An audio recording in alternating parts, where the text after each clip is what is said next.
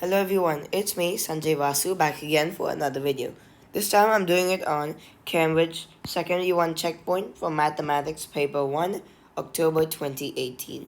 There's no calculator allowed, let's start. Question 1. Work out 53 divided by 7, give your answer correct to 2 decimal places. So let's do long division, the simplest way. 53 by 7. Now 7 sevens are 49, so you can subtract like that. We get a 4 remainder, and then that'll be 7 over here. And then this decimal point, because 53.0, we can bring that down. And then minus 35, because 7 into 5 is 35. So we get 5, and then we can bring the next 0 down, like that. And again, 7 into 7 is 49. So we can bring the final 0 down, like that. And 7 into 1 is 7. And we get 3 as the remainder there. And because we need to give it the 2 decimal places, this decimal will go on forever. But then 2 decimal places can be written 7.57. That's the answer. Question 2. Tick a box to show whether the answer to each of these calculations is less than, equal to, or more than 30. 10% of 280. That's just 1/10 of 280, which is 28. That's less than 30. 25% of 140. That's 1 by 4 of 140, which will be 35, which is more than 30. 1 by 5 of 150. That'll be just 30, equal to 30. 80% of 40, that's 4 by 5 into 40, we cancel, we get 8. 4 into 8, we get 32, which is more than 30. That's the answer. Question 3, write a number in each box to make a true statement. 6 minus minus 2 is 6 plus 2, 8. 32 divided by minus 8, that's just 32 divided by 8, but the negative of that, so that's 4, but negative is minus 4.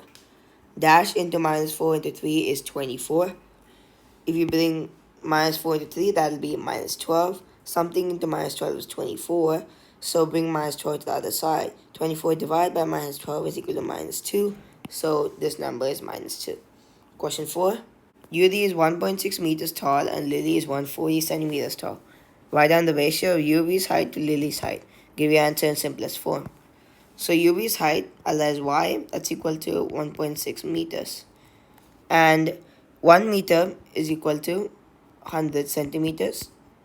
So that means 1.6 meters converted to centimeters is 100 into 1.6, which is equal to 160 centimeters. So Yuri's height is to Lily's height is equal to 160 is to 140, which is equal to 8 is to 7 in simplest form. That's the answer. Question 5. The diagram shows 5 angles. PS and RT, which are these two, are straight lines. Draw a ring around an angle that must be equal to 123 degrees. The answer is D, because the line TR has this straight angle over here. Angles on a straight line add to 180 degrees. One part of that is 57. Now the other part, which is D, must be 180 minus 57, which is 123 degrees. And now take the reason that best explains your answer. As I said, angles on a straight line add up to 180 degrees. Question 6. A. Draw a ring around the best estimate of root 83. So root 83 is in between root 81 and root 100, which is just 9 and 10. So because 83 is very close to 81, that means root 83 must be much closer to root 81 than root 100. So that means it's much closer to 9 than 10. And that means out of the two options which have 9 as the units digit, we can choose 9.1 as it's much closer to 9. B. Drawing around the value of 7 to the power 0. Anything to the power 0 is 1, so the answer is just 1. Question 7. Work out 3.8 plus 4 into 2.5. Using BODMAS, we have to do multiplication before addition. So 3.8 plus 4 into 2.5 is 10, so we just add that, we get 13.8. And now for B, 37 into 45 plus 63 into 45. We can bring the 45 outside. 45 into 63 plus 37. That'll be 45 into 100, which is 4,500. This method is much easier than multiplying it individually and then adding it. That's the answer. Question 8, here's a number statement. 3 by 4 into 28 is equal to 1 by 3 of y. Find the value of y. 3 by 4 into 28 is just 21. So 21 is equal to 1 by 3 of y, which is 1 by 3 into y. Y is equal to 21 divided by 1 by 3, which is just 21 into 3, 63. That's the answer. Question 9. The diagram shows a shape with the rotational symmetry of order 2. Work out the perimeter of the shape. Give your answer in centimeters. So it has rotational symmetry of order 2, around which line? You rotate it around here. That means you rotate this side 180 degrees. You'll come over here. And if you rotate another 180 degrees, you'll come back to your original shape. That's why rotational symmetry of order 2. That means the corresponding lengths are equal, like the ones I'm drawing right now. That's equal and that's equal. So you can say that this side is 50 centimeters, this side is 20 centimeters, and this side over here is 70 centimeters. This side is 1.3 meters. That is just 130 centimeters if you multiply by 100. Same over here, 1.3 meters is 130 centimeters. Now we need to find this last side over here. If you notice, this length plus this length will be the full length over here. That's 130 over here and 50 is over here. So this will be 130 plus 50, which is 180 centimeters long. Same thing for the other side. Now because these two are identical over here, these two parts of the shape, so you can take the length of one side and multiply it by 2. So that'll be 2 into 180 plus 70 plus 50 plus 20 plus 130. This side is not counted because the full shape does not have that side included. So that'll be 2 into 450, which is 900 centimeters. That's the answer. Question 10. These quadrilaterals are congruent. A. Write down the side of quadrilateral EFGH that must be 10 centimeters long. So if you flip this quadrilateral along this line, you'll get to this one. This angle of 100 degrees comes to the other side over there. This angle comes here. This angle and this angle remain the same spots. As you can see here, 85 degrees is there. And this 10 centimeter side comes here. In the new shape, it'll be there. The 12 centimeter side comes here. It's over there. So 10 centimeters is GH, 12 centimeters is GF, and this angle is 105 degrees, angle EFG. The side which must be 10 centimeters long is the side GH. That's the answer. B, work out the value of X. So because this is a quadrilateral, that means the angles in it add to 360 degrees. So X is 360 minus the other three angles, which is 85, 100, and 105 degrees, and that'll be equal to 70 degrees. Question 11. The students in class 9L have a test. The table shows some info about their marks. There are 28 students in the class. The model class interval is 20 to 29. The lowest mark is 7 marks. Complete the frequency column.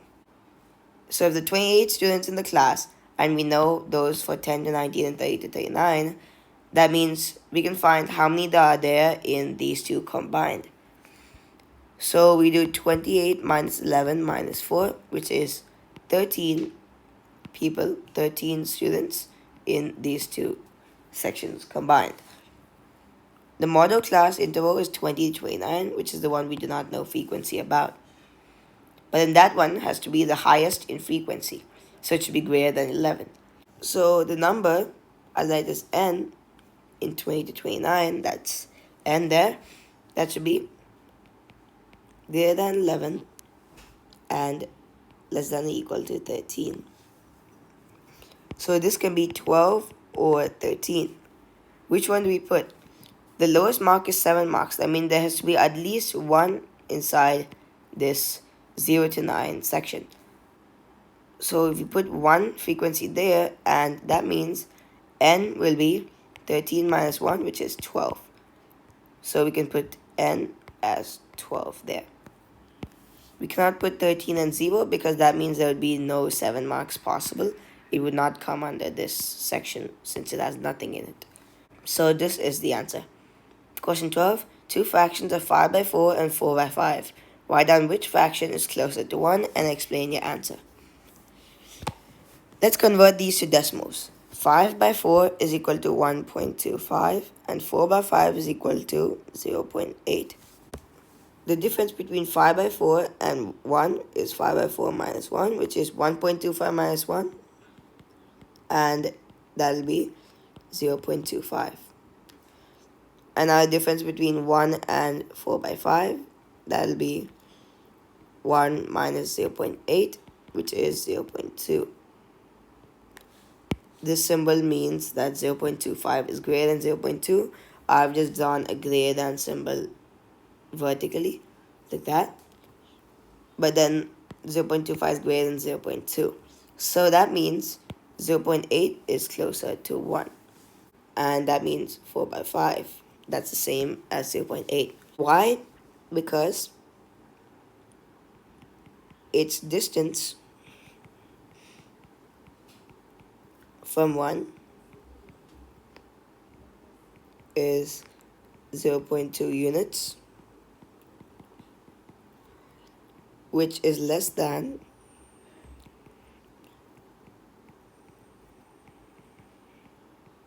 5 by 4's distance from 1, which is 0.25 units. That's the answer. Question 13. Tick to show whether each of these facts about the line y equals 3x minus 2 is true or false. The line passes through the point 7, 19. If we substitute x is equal to 7, let's see if we get 19 as y. 3 into 7 minus 2, that's 21 minus 2, which is 19. So it gives 19 as y, and that's 2. When x goes up by 1, y increases by 3. Well, using this information, we can find the gradient. So the gradient will be the increase in y by increase in x. So 3 by 1, which is 3. Is that correct? Yes. We can see that the coefficient of x is 3. So this is true. The line is parallel to the line y equals 4x minus 2. False. The gradients are different. For this one, it's 4. For the original line, it's 3. The line is steeper than the line y equals 2x plus 1.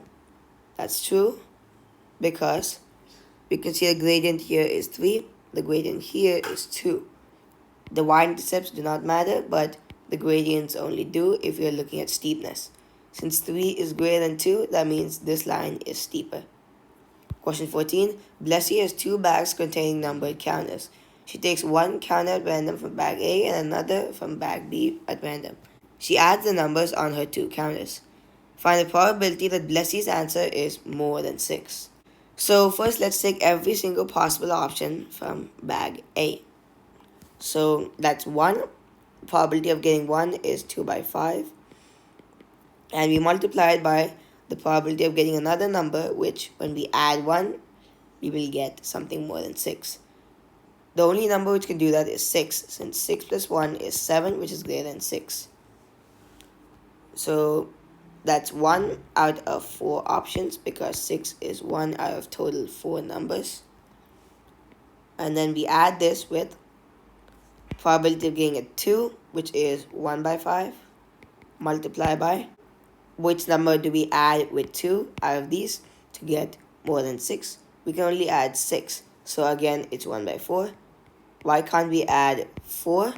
Because 2 plus 4 is exactly 6, but then it's asked for more than 6. It has to be greater than 6.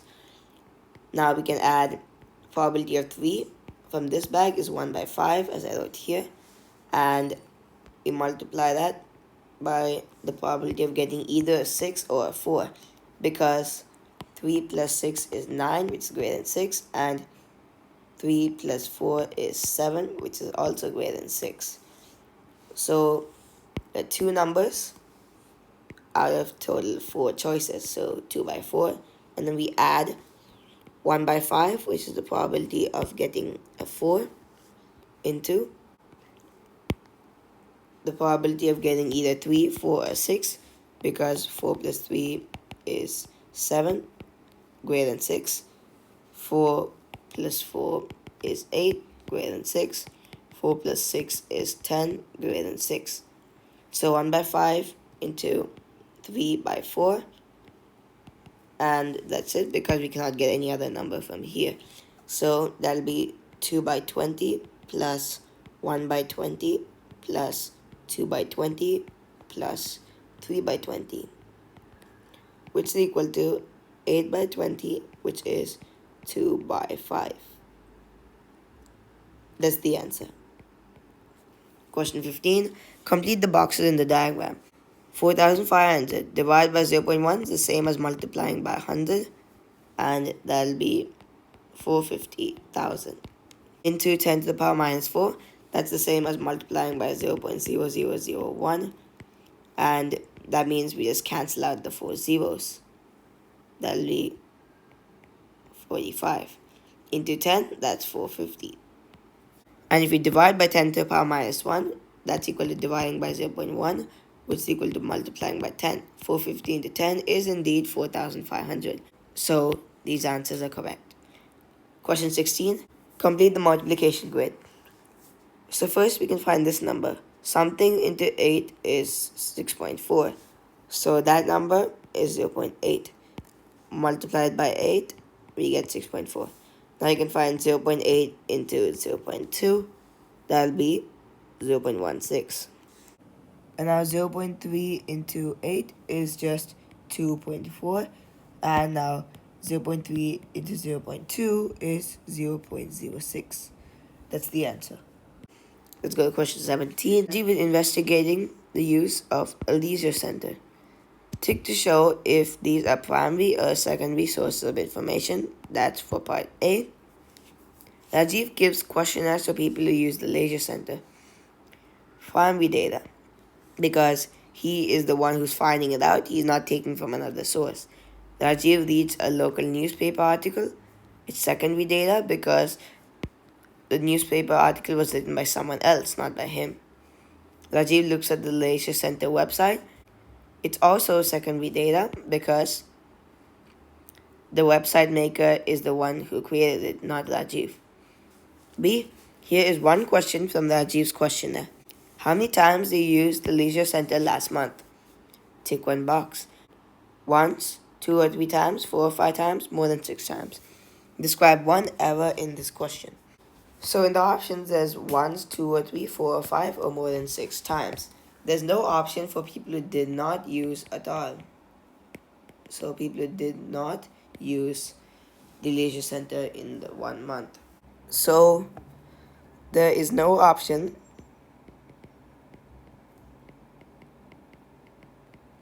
for people who do not or did not use the leisure center. That's the answer. Let's go to question 18. A dentist is investigating the question. The people who use an electric toothbrush have healthier teeth than those who use a normal toothbrush. She examines each patient's teeth and gives the teeth a score. Patients with lower scores have healthier teeth.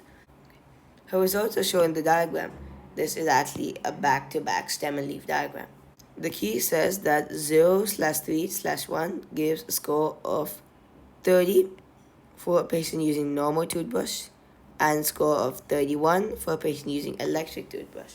Work out an appropriate average for both groups. Let's find out the median. You can also find out the mean, but then the mode and the range are not proper because they do not give an answer to the second question, which is at the conclusion. So you have to use either mean or median. I'm going to use median. The average score for patients using a normal toothbrush. Let's just use the cancelling out method. So we do that, smallest, and then the largest, which have not been cancelled. We just cancel that out.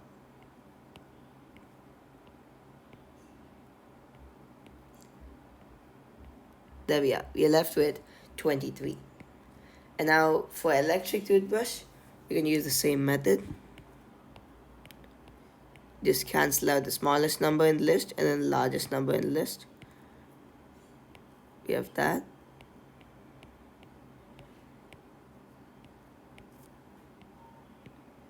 And we get 16. That conclusion to the dentist question using the information. So using this information which we found out according to the median, people who use electric toothbrushes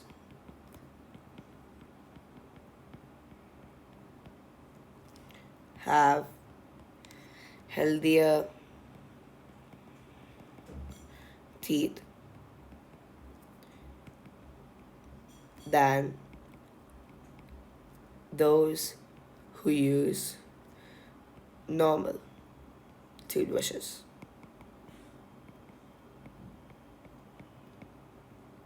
That's the answer. Question 19. The diagram shows the sketch of a net of a triangular prism.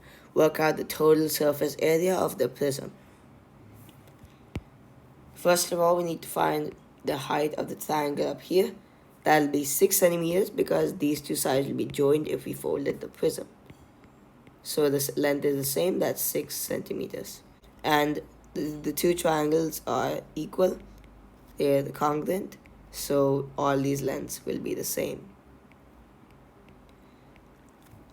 This length 15 is universal for all 4 of these sides. But how do we find this one here? If we folded the prism, this side will interlock with this side. It will join together. So that means this length is equal to this length, so that's 10 centimeters. Same up here. Now we need to find the total surface area. We can name this as rectangle 1, R1, and then R2, R3. This will be T1 for triangle 1 and T2 for triangle 2. So we can find R1 plus R2 plus R3. That'll be 15 into 6 plus 15 into 8 plus 15 into 10.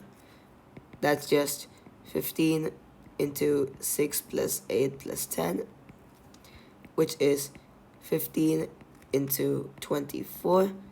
That's equal to 360 centimeters squared. Now there you have the triangles. Because these two are the congruent triangles, that means they have the same area, so we can multiply the area of one of them by 2. So half BH into 2, that'll be half into base, which is 8, into height, which is 6, multiplied by 2. You can cancel out the half and 2. That'll be 48 centimeters squared. So the total surface area is equal to 360 plus 48, which is equal to 408 centimeters squared. That's the answer. Question 20. A tap fills a container with water at a rate of 0.25 liters per second. It takes 7.5 minutes to fill the container from empty. Work out the amount of water in the full container. So first let's convert 7.5 minutes to seconds. 1 minute is 60 seconds.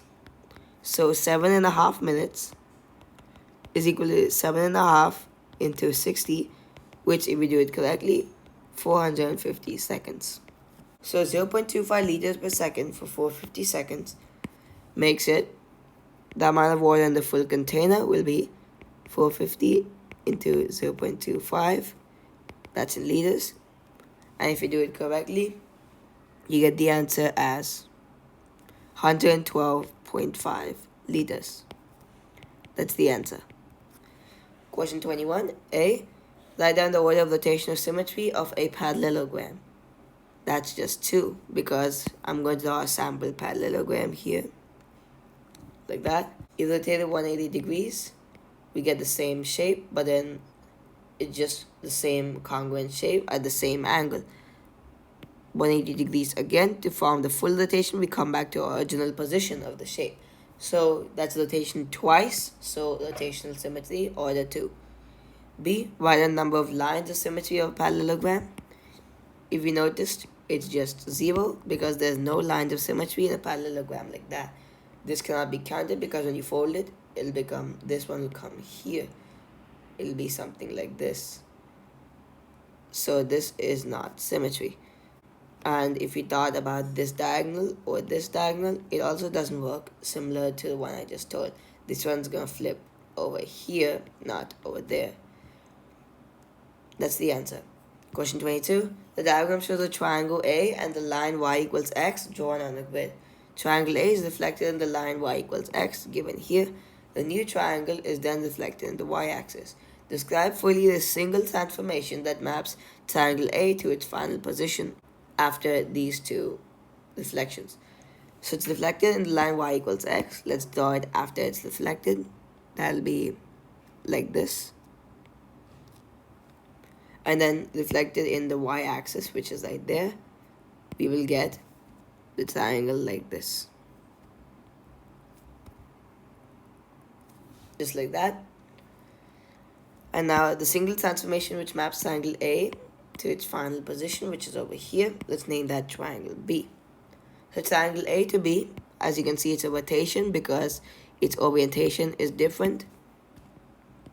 Rotation 90 degrees because you rotate this way 90 degrees and this way is anti-clockwise. If you rotate at 90 degrees anti-clockwise, you will get this shape in a different position.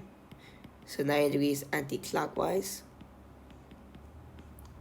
And now the center of rotation will be just the origin, because if we take the distance from the origin to this point, it'll be 2 up and 1 right. Now if we rotate that 90 degrees anti-clockwise, it'll come 2 left and 1 up, which is coming to the corresponding point over there for triangle A and triangle B. So origin is the center. That's the answer. Question 23. The graph of 2x plus 4y equals 15 is a straight line. Work out the gradient of the line. So first of all, y equals mx plus c is the standard formula for a straight line. And that m is the gradient.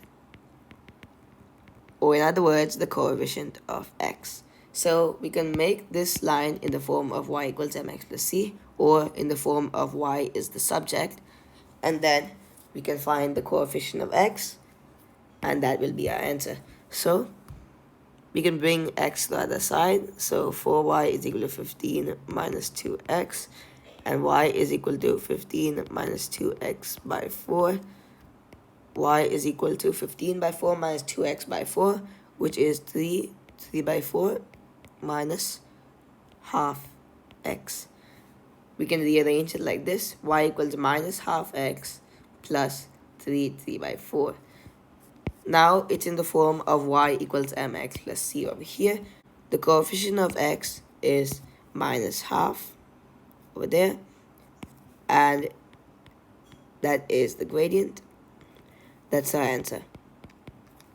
With that, I come to the end of the paper. Please like this video, subscribe to our channel, share this video with your friends and family, and comment on how you think this video was. With that, it's me, Sanjay Vasu, signing out.